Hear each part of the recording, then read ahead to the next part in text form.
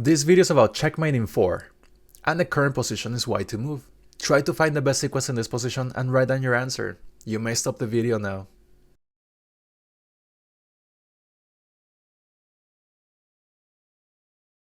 We're able to spot the continuation in this position. So here the idea is that we have checkmate in 4, right? So we can think of moves being very forceful or unstoppable, right? So here hopefully you were able to find at least the first move, pretty good. Queen h5 check. Very forceful because we have our checklist, checks, captures, attacks, right? So here if they go with queen h6, we can just capture the queen and that's just checkmating 1. So they'll try to be as precise as they can, trying to delay anything, right? So here they would probably go with king g7. And here we have a tricky move. It's a very good find and hopefully this will help you for your games in the future as well. So here we have to find the move bishop h6 check, deflecting the queen. And you can think, wait, yeah, they can just capture it with the queen, right? But that, remember that we have our last square bishop here looking at f7. So now we have a little situation here going on and we have to find that move. Queen takes f7 check.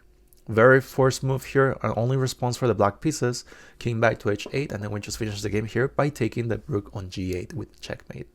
The current position is black to move. Try to find the best sequence in this position and write down your answer. You may stop the video now.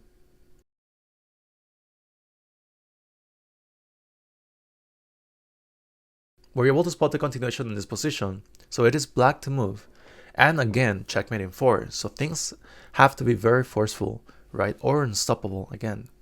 So here, the good thing is like we have a rook on g8 covering the whole file here. And here we have to find the move rook h3. They have to react to it because there's no way that they can go anywhere because that will just be a checkmate. So they have to capture the rook back, right? So the king would just capture the rook here.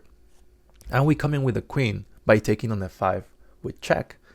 The king would just go back because there's no way to block the g4 square with any other pieces. And then here we have to be precise. We can capture the bishop and stuff, but they can try to like run away or delay a little bit more, right? So here we have to be precise with the ladder mate, right? If we have the queen here on the h file, that would just be a ladder mate. So here we actually have the move queen takes h5 check. It's just a like checkmate pattern, right? So they only have one more move that is forced, only move, bringing the knight here to h4 to be given, and then that's just checkmate here on h4. The current position is black to move. Try to find the best sequence in this position and write down your answer. You may stop the video now.